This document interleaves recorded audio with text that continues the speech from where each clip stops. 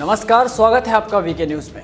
कन्हैया कुमार, ये नाम तो आपको याद ही होगा। सीपीआई के फायर ब्रांड नेता, वामपंथी युवाओं के आदर्श और देश को टुकड़े टुकड़े में बांटने वाली गैंग के सरगना, जो हमेशा आपको जहर उगलते हुए नजर आ जाएंगे। अक्सर कन्हैया कुमार मंच पर माइक के आगे आग उगलते हुए नजर आते हैं। उन्होंने बीते 2 सालों में इतनी आग उगली कि अब सीपीआई भी जलने लगी है। पार्टी को उम्मीद थी कि कन्हैया यूथ आइकन बनकर उभरेंगे, पर कन्हैया तो अब अपनी ही पार्टी के लिए कालिया नाग बनते हुए नजर आ रहे हैं। वैसे राहत इंदौरी ने कहा था, अगर खिलाफ हैं होने दो, जान थोड़े ही है, ये सब धुआं है, कोई आसमान थोड़े ही है, लगेगी आग तो आएंगे कई घर जद में, यहाँ पे सिर्फ हमारा मकान थोड़े ही है। तो लो, बिहार में वामपंथियों की क्रांति की ज्वाला लिए जो कन्हैया दौड़े दौड़े घूमते थे, आज उसी क्रांति की आग ने सीपीआई को ही भस्म कर दिया। जी हाँ, बिहार चुनाव में सीपीआई ने कन्हैया को किसी आइटम की तरह ही पेश किया, इधर से उधर घुमाया, जनता के बीच शो किया, और जब शो फ्लॉप हुआ तब उन्हें दरकिनार करने की सोच रही है। ऐसा इसलिए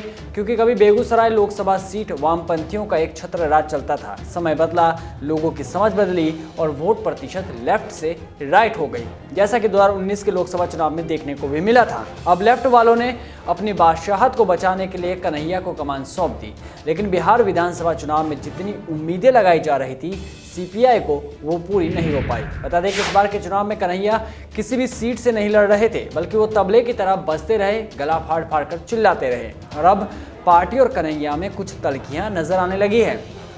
पार्टी को लगता है कि कन्हैया जो कुछ भी हैं वो पार्टी की ही वजह से है, पर कन्हैया अपने आप को ब्रांड समझते हैं, इसलिए वो पार्टी से मिले निर्देशों को भी दरकिनार करते रहे हैं। उन्हें तो लगता है कि वो अकेले ही फाड़ फोड़ सकते हैं। बिहार में उम्मीद के हिसाब से सीट ना मिल पाने के बाद ऐसा कहा जा रहा है कि नतीजे आने के बाद पार्टी के बिहार यूनिट ने समीक्षा करने के लिए जो बैठक बुलाई थी, उसमें कन्हैया को लेकर जमकर हंगामा हुआ था।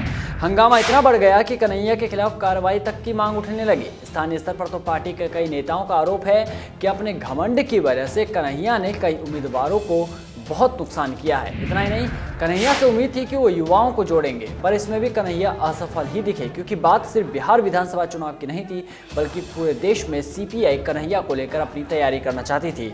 इसके लिए जरूरी था कि युवाओं के वोट को हासिल किया जा सके, ज़्यादा से ज़्यादा यूथ को जोड़ा जा सके, और इसीलिए उन्होंने कन्हैया कुमार को मैदान में उतारा था।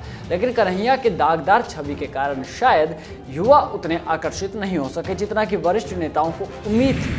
इसलिए पार्टी का आरोप है कि चुनाव प्रचार के नाम पर उन्होंने सिर्फ अपनी ब्रांडिंग ही की है। ऐसे उम्मीद की जा रही है कि पार्टी जल्द ही कन्हैया को लेकर बड़ा फैसला ले सकती है। हाल ही में कन्हैया कुमार ने एक न्यूज़ चैनल को दिए इंटरव्यू में कहा कि वो कन्वेंशनल पॉलिटिक्स में विश्वास नहीं करते।